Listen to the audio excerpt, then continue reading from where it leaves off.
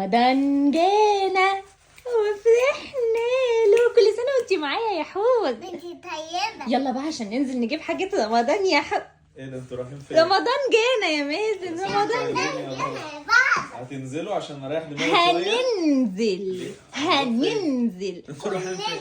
كلنا. ايوه يا حبيبي، نجيب اي كده فانوس، اي زرعه، اي لد. لا انزلوا انت مع حالك، انا مش هجيب الكلام ده. هو رمضان عباده مش زينه يا حبيبي ماشي، بس عبادة. بس نفرح، نخلي الفرحه كده تخش بيتنا وقلبنا بدل الهم اللي احنا فيه. مش لو علقنا زينه بنحس بالاجواء، بنحس هو بالاجواء. ينفع ننزل لوحدينا من غيرك يديك الكلب ياكلنا؟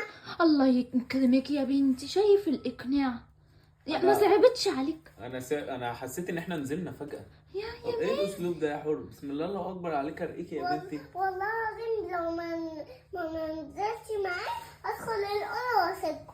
وهتدخلي؟ لا يا اختي، وانا ما يرضينيش تدخل الاوضه. لا يا حبيبتي، احلى زينه. يلا ننزل، يلا يا ماما، يلا حبيبي، يلا يا مازن. بقول لك ايه، انا اكتر من 999 جنيه مش دافع. إيه انت عامل عرض ولا انا ايه؟ بقول لك هو ده عرض. يلا بينا. مرحب يا هلال، أهلا كيف الحال؟ قد غبت وإليك اشتقنا، وانتهى بعدك صار وصال.